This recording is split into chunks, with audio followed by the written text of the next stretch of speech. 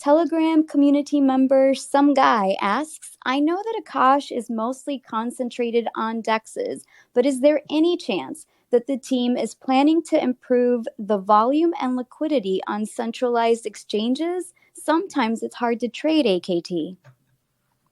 Yeah, I'll take that one head on. And so in terms of where we're listed, we're actually listed on some really strong exchanges, right? So Kraken is being probably the top tier exchange we're on, KuCoin being another, but obviously in this index, probably our deepest order book as far as centralized exchanges go. And for us, we are always trying to really find additional exchange venues that really are interesting, right? So at this point in time, because of the exchange venues we're already on, there are only a small handful of, probably less than a small handful of exchanges that would really pique our interest that I'll shy away from naming at this particular moment in time. But I'm sure you guys can guess within a guess or two who these exchanges are. I definitely do want to. This is something that I think the community has asked quite often, and we'll probably memorialize it into some sort of an FAQ or blog post.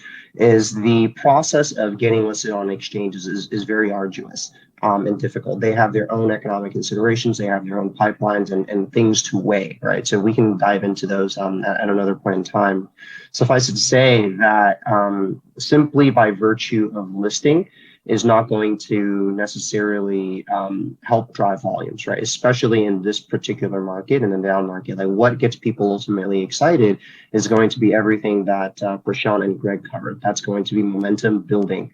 That's number one, first and foremost. Without a highly functional product, without great user adoption, platform adoption, and ecosystem adoption, the kind of the buzz and fervor around the token as well as the project isn't going to be nearly as strong.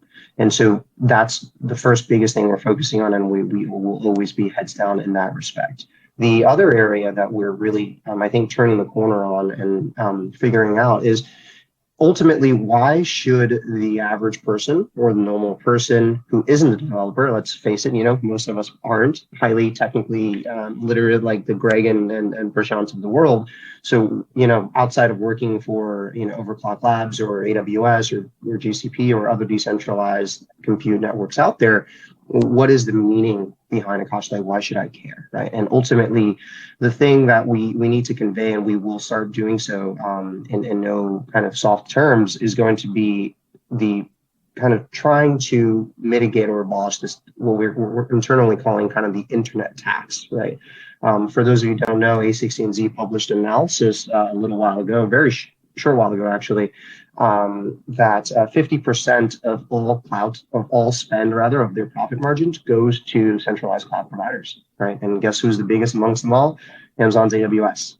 And so there's a reason why the things you use, from Spotify to online banking to your Netflix to, shopping to DoorDash, or however you use the internet, every single dollar you spend on it, you can pretty surely bet that around 50 cents of it doesn't necessarily go to the pocket of the counterparty you are using, whose service you're using. It goes to the AWSs of the world, GCPs of the world, etc.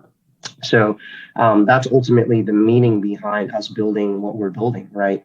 First and foremost, that's why it matters to every single end user. If you're a resident of the internet, this will affect you first and foremost. And finally, it's really about, I think, sovereignty, one of our core values. If you look at what happened in the terms of service change with Hetzner, right, with one stroke of the pen, if you will, they kind of blanket banned all crypto-related activities, and good, bad, or otherwise, right? So it's really disheartening. And so to have extremely concentrated kind of locus of power within these companies isn't good for the internet. And the internet was founded on the backbone of sovereignty, right? And people just kind of free peer to the essence of it was peer-to-peer to start.